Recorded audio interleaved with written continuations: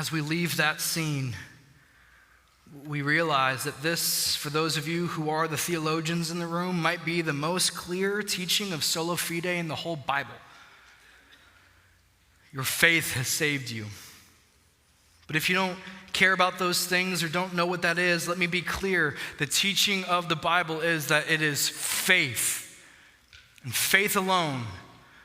Not balancing the books because of the good deeds that you do, and not whipping up enough emotion so that way God will look down on you and say, well, that one's going to be good at worship, so let me pick them.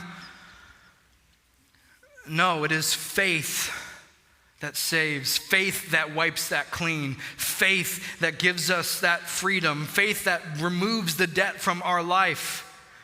It is a supernatural thing. And this moment is worshiping. Jesus reminds us and reminds her that it is not her works that save. And indeed, for you, it is not your works that will save. It's not the price of the ointment that she brought. It isn't the fact that she's crying or that her hair is down or the self-abasement or the humility. These are the results of the forgiveness, not the means. Just like you, just because you're here at church, just because you read the Bible or maybe even study it, just because you sing loudly or even put up your hands when you do so, that's not what saves you. Could my zeal know respite? No. Could my tears forever flow? These for sin could not atone. Thou must save, and thou alone. That's the results of the fact that you have been saved. You worship because you have been forgiven. You don't worship in order to be forgiven. It is because of the faith that this woman is saved. It's true for her as much as it is for you. If you lack this faith, then you are still under the weight of debt.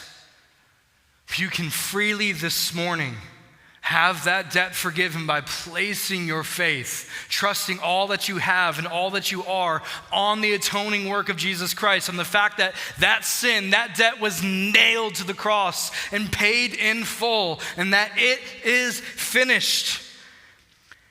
You put your faith in that. You trust in that in the same way that you would trust a parachute when you jumped out of a plane. You have that level of faith, putting all that you have and all that you are onto Jesus Christ. Then you are forgiven. The debt is removed. You place your faith on him and you trust in him. That is called saving faith. And you have reason to rejoice, reason to worship. And indeed, if your debt has been paid, how could you not worship? You've been forgiven. If the debt's been paid, and it doesn't matter how you feel about that emotionally right now. You may even feel sinful because you are, but that doesn't change this reality. And you can worship because you are forgiven, and you love much because you have been loved so much. Where sin abounded, grace abounded all the more. And while we were still sinners, Christ died for the ungodly. That is amazing, abounding, steadfast love. And that is why we can sing with full voice and everything that we have in us. My sin, oh, the bliss of this glorious thought. My sin, not in part, but the whole, is nailed to the cross, and I bear it no more. Praise the Lord, oh my soul.